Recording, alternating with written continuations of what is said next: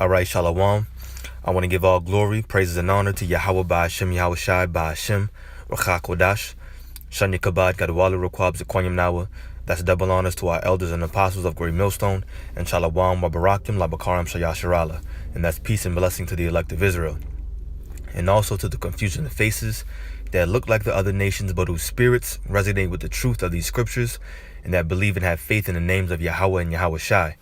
I want to say Shalom Wabarakim to you brothers as well. Peace and blessings. So I have an article up here. It's entitled Money Watchers, the Demise of the Dollar. And it was written, March 10th. So that's when it was posted, updated a day ago. And I want to bring this out because I want to touch on the fact that the Lord made us prophets. He ordained us, and we believe that we are the true prophets of Yahweh Ba'ashem, Yahweh Shai, starting with our elders and apostles of GMS on down. And that knowledge has been trickled through the trickled down, if you will, through the Holy Spirit, the Comforter, the Spirit of truth.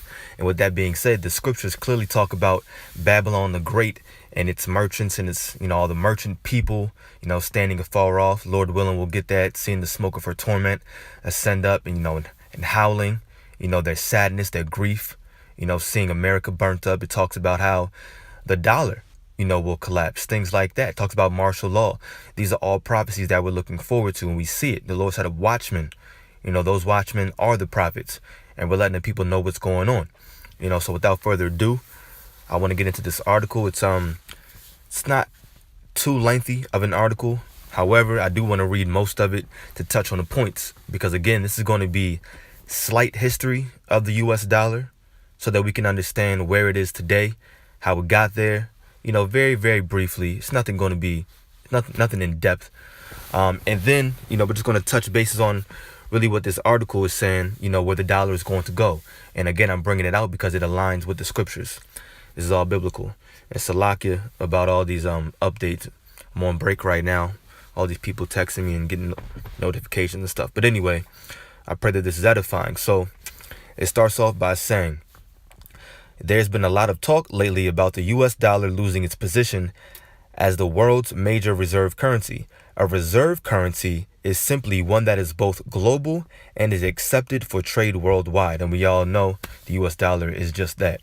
The dollar, the euro, and the yen are the most accepted currencies, with the dollar making up 64% of all foreign exchange reserves, which is another reason why we know Babylon the Great is America, according to Revelation, the 18th chapter. Lord willing, again, we'll get.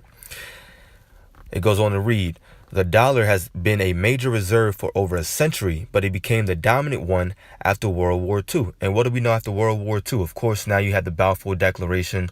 You have those fake Jew rats going into our holy land.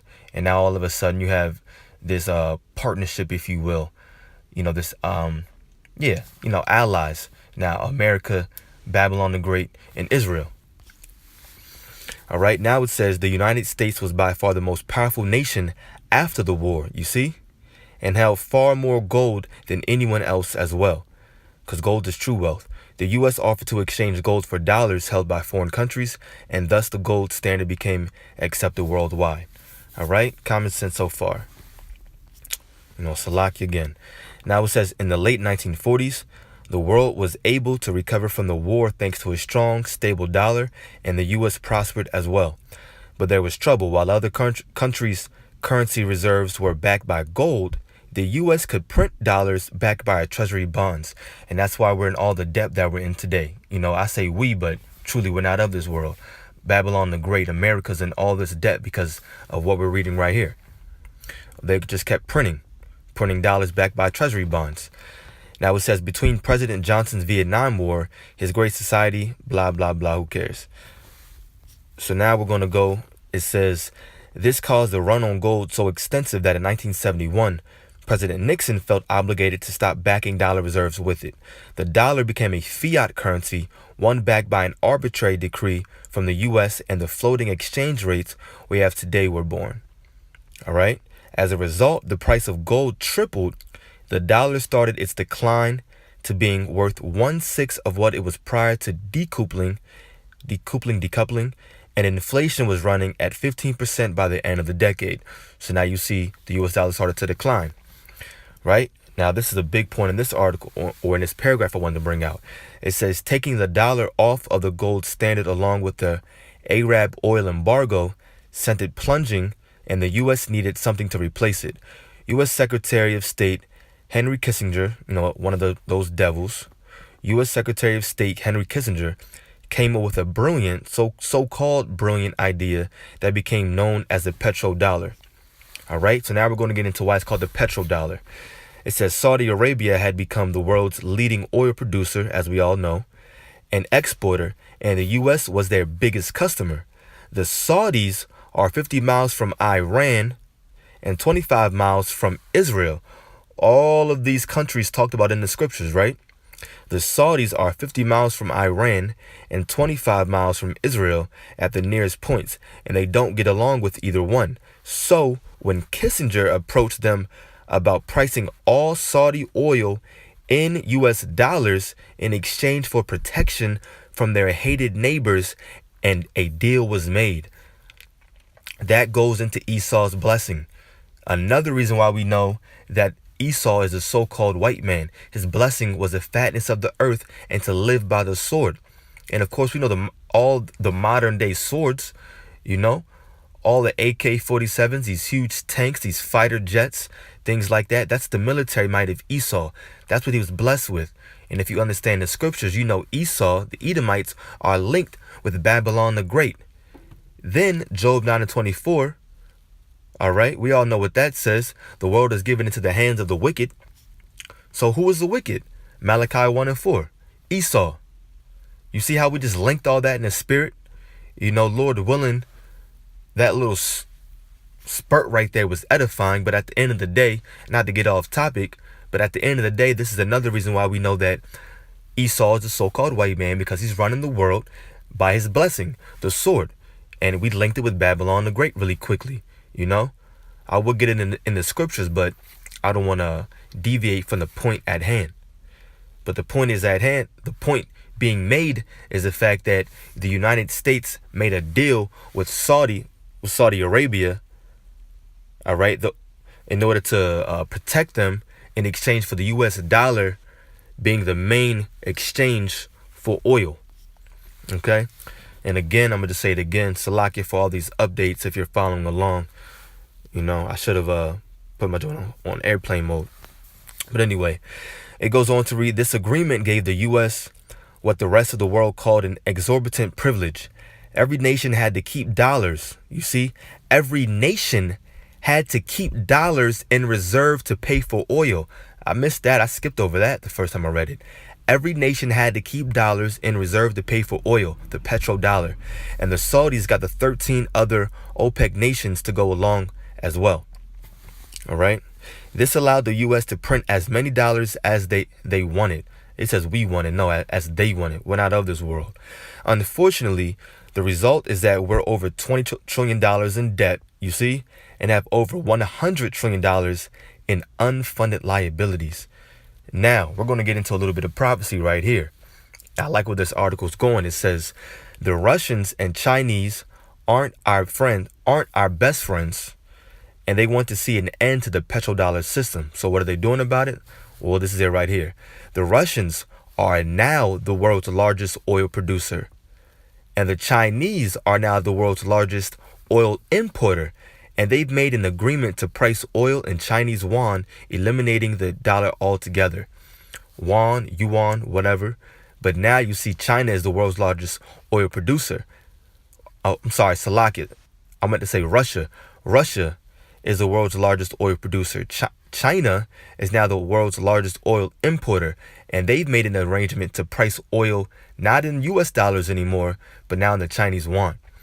It says when we talk about countries holding U.S. currency in reserve, we're not talking about actual dollars, blah, blah, blah. We're going to skip over that. It says the Russians are also buying gold in massive amounts.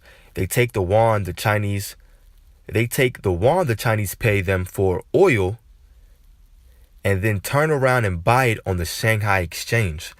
So they have a nice interaction going right there without the U.S. They're becoming the major players in the world right now. They're getting rid of Babylon the Great altogether. This economic collapse coming to America is going to be very, very, very soon. You have to keep looking out for prophecies, keep reading. This is the spirit of the Lord, Yahweh Ba'ashem Yahweh Shai, working right now. Ba'ashem Rachakodash. It goes on to read, what the Russians and Chinese both want is to create an alternate reserve currency to the US dollar. I'm going to read that again. What the Russians and Chinese both want is to create an alternate reserve currency to the US dollar. Okay? So now, last paragraph, it says, so the Russians and Chinese are accumulating gold in immense quantities because they want to create a reserve backed by gold and not controlled by any country. Basically saying America. Their answer is to use the International Monetary Fund special drawing, right? SDR. Okay. SDRs were started, blah, blah, blah. Okay, whatever. I'm going to jump here. It says, the question then becomes, does a country want to hold SDRs backed by gold? Or, okay, never mind. I'll read that, all for edification. It says, SDRs were started in 1969 and are already used for international transactions would be backed by gold. Okay, so it's backed by gold in the Sino-Soviet plan and use a reserve currency. All right, now this makes more sense. The question then becomes, does a country want to hold SDRs backed by gold or dollars backed by a United States over $120 trillion in debt? They put a period there. Should have been a question mark because that's a rhetorical question. The obvious answer is those SDRs backed by gold. It says if this were to happen, the dollar would collapse. You see, global investors would rush to other currencies. This is all prophecy right here in the scriptures. Okay? It says global investors would rush to other currencies, gold or commodities. Interest rates would skyrocket. Import prices and inflation would take off, and we would probably see a depression. Oh, most definitely see a depression. We're going to see more than a depression. All right. So now that we read through that article, we're going to go to Isaiah the 13th chapter. Now, when you read the first verse, it says, Isaiah 13 verse 1, the burden of Babylon, which Isaiah the son of Amos did see. So we're talking about Babylon. Now, this is America. All right. We're going to jump right to the point. Matter of fact, we'll start at verse 16. Isaiah 13, verse 16. Their children also shall be dashed to pieces before their eyes. We're talking about during the time of martial law. All right, this is all the day of the Lord. The day of the Lord isn't just one day. The day of the Lord is actually a period of time. Jeremiah 30, verse 7. Jacob's trouble. And this is what we're talking about right here. Their children also shall be dashed to pieces before their eyes. You're going to have nothing but martial law, chaos, out here in the streets, people running rampant, doing whatever they want. No such thing as 911. No such thing as the emergency room, doctor's office, none of that. It ain't working. A lot of death and destruction and people fighting against one another. Their children also shall be dashed to pieces before their eyes. Their houses shall be spoiled, meaning what? Robbed. And their wives ravished. Ravished meaning what? Raped. All right. Verse 17, it says, this is the point. Behold, I will stir up the Medes against them. Who are the Medes? The Medes are the Russian. The modern day Medes are the Russians. Behold, I will stir up the Medes against them. And who is them? Babylon the Great, which is what? America. Which shall not regard silver, and as for gold, they shall not delight in it. What is that talking about right now? That's the US dollar. And we see that happening. We just read it. Biblical prophecy happening right in front of our eyes. You see, Russia is making a deal with China now. All right. In order to get rid of this petrodollar. So the US dollar is eventually going to fall. It's not backed by anything. They were just printing out money. And now all of a sudden you see we're in trillions and trillions and trillions of dollars in debt. So, of course, keep reading. If you want to, we're going to jump over to Revelation, the 18th chapter. So now, again, let's just go back to the top. We'll read verse 2 so that we know we're talking about Babylon. Revelation 18, verse 2, and he cried mightily with a strong voice, saying, Babylon the great is fallen, and is become the habitation of devils, and the hold of every foul spirit, and a cage of every unclean and hateful bird. And that's what's going to happen. The day cometh that shall burn like an oven, right? Am I still recording? There we go. All right. So now we're going to jump down through verse 9. It says, and the kings of the earth who have committed fornication and lived deliciously with her. Spiritual fornication, meaning what? You have all these other countries out here that took on the ways and philosophies of America. That's what that means. And they lived deliciously with her, meaning they were prospering. They shall bewail her and lament for her. They're going to be crying for her when they shall see the smoke of her burning, standing afar off for the fear of her torment, saying, alas, alas, that great city Babylon, that mighty city, for in 1 hour is thy judgment come. America will be destroyed by thermonuclear missiles in 1 hour. And the merchants, you see, a merchant is someone that sells goods or services. And the merchants of the earth shall weep and mourn over her, for no man buyeth their merchandise anymore. Verse 12, the merchandise of gold, you see, and silver and precious stones and of pearls and fine linen and purple and silk and scarlet and all fine wood and all manner of vessels and ivory and all manner of vessels of most precious wood and of brass and iron and marble. Where else in the world are you getting all these delicate goods, all of these precious, so-called precious, I'm just going to say things of the world, that this world perceives to be as special, valuable? It goes on to read verse 13. And cinnamon and odors and ointments and frankincense and wine and oil, fine flour, wheat, beasts and sheep, horses and chariots and slaves and souls of men. You see? Verse 14. And the fruits that thy soul lusted after are departed from thee, and all things which were dainty and goodly are departed from thee, and thou shalt find them no more at all in Babylon the Great. The merchants of these things which were made rich by her shall stand afar off for the fear of her torment, weeping and wailing. And we'll just close it out reading this next verse. Verse 16, and saying, alas, alas, that great city that was clothed in fine linen and purple and scarlet and decked with gold and precious stones and pearls. You see, I'm not going to keep reading, but, it goes into it a little bit more. But as you can see, America definitely is Babylon the Great. Through the Spirit, we proved that as well. But at the end of the day, we showed prophecy. We saw how, the U.S. dollar is definitely coming to its demise. An economic collapse is coming. You have people writing articles about it. These things are out here. But again, the Lord set up watchmen. Not everybody is seeing these things. And even if they do see it, because people see war stirring up right now. People hear rumors of war. But the scriptures say, blessed are your eyes for they see. I believe I quoted that in my last video through the Spirit. Because we see these things and other people see these things. But who really understands what's going on? We have the mind of Yahweh Shai. You see what I'm saying? And the mind of Yahweh Shai is in these scriptures. It's in the word. He is prophecy. Yahweh Shai, you have to prophesy. If you talk about you love Yahweh Shai, you love the Lord, you love Yahweh by Hashem Yahweh Shai. You have to watch and you have to see what's going on.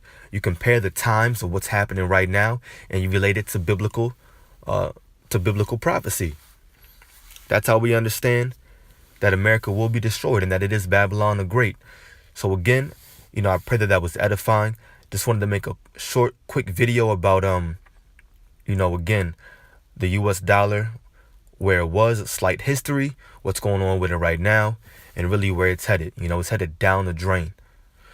So call Allah, Yahweh by Hashem, Yahweh Shai by Hashem, Rakha Kodash, Shanya Kabad, Gadwali Rukwab to Kwanyam Nawa. That's double honors to our elders and apostles of Great Millstone, and Shalawam wa Barakim la Bakariam Shayasharala. Peace and blessing to the elect of Israel. Shalom.